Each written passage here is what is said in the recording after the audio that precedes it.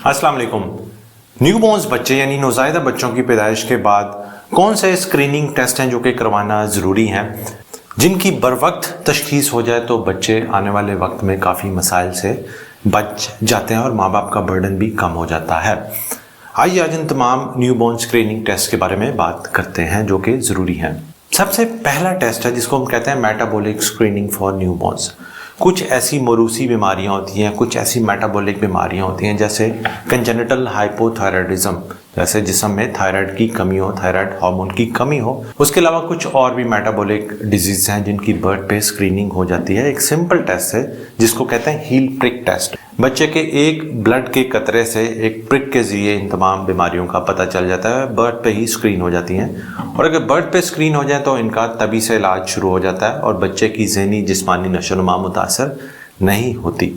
ये टेस्ट कुछ selected private labs पर मौजूद है, लेकिन तमाम गवर्नमेंट सेक्टर्स में अभी ये नहीं हो रहा और तमाम प्राइवेट लैब्स भी नहीं कर रही। इस टेस्ट का नाम है मेटाबॉलिक स्क्रीनिंग फॉर न्यूबॉर्न। दूसरे नंबर पर जो टेस्ट है जो कि बड़ा ज़रूरी है पैदाइश के बाद बच्चों का करवाना, वो है उनकी हीयरिंग असेसमेंट यानी उनकी समात का टेस्ट। इस टेस्ट में एक छोटा सा ईयर पीस बच्चे के कान के पास रखा जाता है और टेस्ट को परफॉर्म किया जाता है। इस टेस्ट को कहते हैं ऑटोकॉस्टिक एमिशन। इसके ज़रिए पता चल जाता है कि न्यूबॉर्न्स नौज़ायदा बच्चे की समात ठीक है या नहीं, क्योंकि समात का ताल्लुक बच्चे के बोलने से, बातें करने से, ज़हनी नशोनुमा से होता है। तो बर वक्त तशख़ीस से पता चल जाता है कि बच्चे की समात में कोई मसला है कि नहीं, ताकि उसका इलाज किया जाए। तीसरे नंबर पर जो टेस्ट बहुत ज़रूरी है कि पैदाइश के बाद बच्चे की एक बार जिस्म में ऑक्सीजन देखी जाए, जिसको हम कहते हैं पल्स ऑक्सीमीट्री टेस्ट। ये टेस्ट आप घर पे भी कर सकते हैं। एक छोटा पोर्टेबल पल्स ऑक्सीमीटर आता है उसके ज़रिए, या फिर हॉस्पिटल में डिस्चार्ज से पहले अपने डॉक्टर से ज़रूर इसरार करें कि इसकी जिस्म में ऑक्सीजन देख लें। कुछ दिल की ऐसी बीमारियां हैं जिनमें बच्चे का रंग नीला हो जाता है, जिनको साइनोटिक कंजेनिटल हार्ट डिजीज कहते हैं।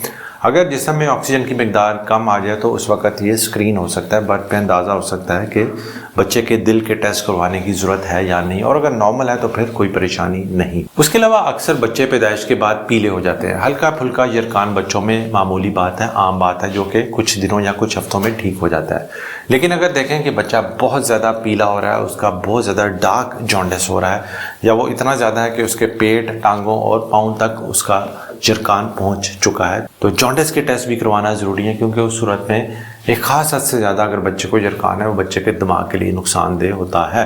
तो अगर टेस्ट के मुताबिक बच्चे को इलाज की ज़रूरत है तो बच्चे को नीली रोशनी यानी फोटोथेरेपी में उसके इलाज के लिए रखा जाता है, जिससे उसका यरकान ठीक हो जाता है। जो हीयरिंग का टेस्ट है, समात का टेस्ट है, वो कुछ गवर्नमेंट सेक्टर्स और कुछ प्राइवेट सेक्टर्स कर रहे हैं। हर जगह पर ये सहूलत मुयस्सर नहीं, लेकिन अच्छे सेटअप्स में मौजूद है। ख़ास तौर पे जहाँ पर नाक कान गले ENT का सेटअप है वहाँ पर ये टेस्ट हो जाता है। यरकान का टेस्ट तमाम गवर्नमेंट, तमाम प्राइवेट लैब्स में हो जाता है, तमाम हॉस्पिटल में हो जाता है। ये एक आम सा टेस्ट है जो कि तमाम लैब्स और तमाम हॉस्पिटल्स कर रहे हैं।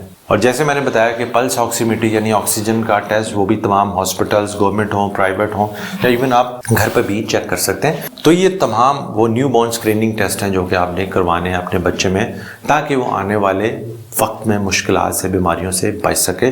और अगर खुदा न खास्ता किसी बच्चे में कोई बीमारी पता चलती है तो उसका बर वक्त इलाज हो सके। अपना बहुत बहुत ख्याल रखें, भाई को दुआ में याद रखें। अल्लाह हाफ़िज़।